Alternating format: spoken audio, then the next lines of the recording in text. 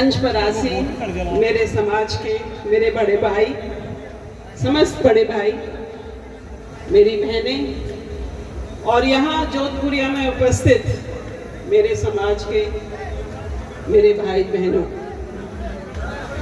आज तीसरा मर्तबा है जब मुझे यहाँ आने का मौका मिला है। 2010 में मैं आई थी शायद, और तब मैंने बहादुर सिंह जी का गाना सुना था, कर्नल साहब के लिए उन्होंने गीत गाया था, मैं कर्नल साहब के साथ थी। उसके बाद मैं शायद 2018 में फिर आई, तब बच्चों का कार्यक्रम था, सम्मान समारोह था बच्चों का, मेरी उसमें उपस्थिति रही। और आज 6 साल बाद फिर मुझे यहाँ आने का मौका मिला है। मैं धन्यवाद देती हूँ देवनारायण भगवान को कि उन्होंने अपनी इस बेटी को मौका दिया। मैं धन्यवाद देती हूँ मंदिर कमेटी को जिन्होंने मुझे याद किया। भाइयों, 2010 और आज 2024 बहुत लंबा समय गुजर गया, पर बहुत सारी चीजें बदल गई, पर कुछ चीजें बिल्कुल नहीं बदली। और उनमें से है यहां तक पहुंचने का रास्ता। आप सबको दिक्कत हुई होगी, प्रभु की कृपा है, प्रभु का दिन है, हम सब बहुत श्रद्धा से आस्था से आते हैं। पर मैं अपना संबोधन इस सत्य से शुरू करना चाहती हूँ कि हमें इसमें सुधार लाना पड़ेगा। मैंने नहीं देखा किसी और कौम में, किसी और देवता के यहाँ इतनी दिक्कतें आना जितने हमारे यहाँ हमको भगवान देवनारायण के यहाँ पहुँचने में, जोधपुरिया पहुँचने में होती है। क्यों? क्या प्रशासन हमारी तरफ ध्यान नहीं देता? क्या हमारी आवाज में वो दम नहीं रहा कि हम मूल सुविधाएं अपने लिए मांगे? कुछ तो कारण है, कोई तो बात है, या हमारा ध्यान उन चीजों पर जाता नहीं?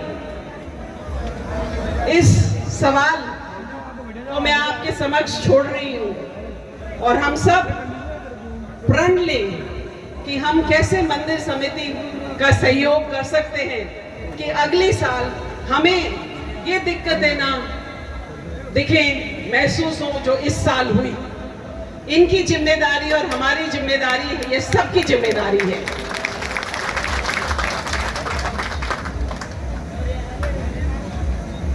मैं कर्नल साहब की बेटी हूँ, उनके साथ मुझे मौका मिला कई प्रोग्राम्स में जाने का। यही इसी मंच पर कर्नल साहब ने बहुत सारे अपने संदेश दिए समाज उत्थान के लिए, बदलाव लाने के लिए। उनमें से कई सारी बातें आप सबने ग्रहण कर ली हैं, पर अभी बहुत कुछ है जो होना बाकी है। मैं आपके सामने खड़ी हूँ, आपने मेरा परिचय दिया, मैं कर्नल साहब की बेटी हूँ। मेरा एक परिचय शायद ये भी हो आपने कि मैं आयकर विभाग में प्रधान महानिदेशक हूँ दिल्ली में।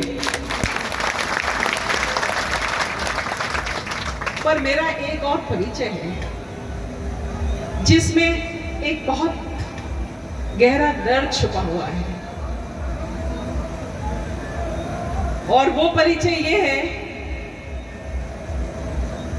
कि मैं समाज की, राजस्थान की पहली महिला अधिकारी जिसने यूपीएससी क्लियर किया, और मेरे बाद एक और, मेरे बाद सिर्फ एक और 1988 में मैंने क्लियर किया, 2001 में अर्चना गुर्जर ने क्लियर किया, जो आज एक बहुत इंपॉर्टेंट पोस्ट पर है, जयपुर में ही अकाउंटेंट जनरल है। मैं क्यों कह रही हूँ कि ये दर्द की बात है, ये भयानक दर्द की बात है, बहुत पीड़ा की बात है, बहुत चिंता की बात है इस समाज के लिए। जो इतने 35 वर्षों में सिर्फ एक और महिला अधिकारी पैदा कर पाया, और आपको 35 बरस और लगेंगे अगर कल अगली साल किसी का सिलेक्शन यूपीएससी में, आईएएस, आईपीएस में राजस्थान के गुर्जर लड़के या लड़की का हो जाएगा, तो उसको 35 साल लगेंगे इस पोस्ट पे पहुंचने के लिए जहां मैं हूं। ये चिंता का विषय है, ये तालियों का विषय नहीं है, ये गंभीर चिंता का विषय है। तुम्हारा अधिकारी कोई भी नहीं होगा बड़ा अगले 35 सालों तक। हम किस घमंड में चूर हो रहे हैं? हमें किस बात का गर्व है? आज आपकी ये जो पीड़ा हमने सही है ना, इसीलिए सही है क्योंकि आपका कोई अधिकारी नहीं जो आपकी चिंता करे।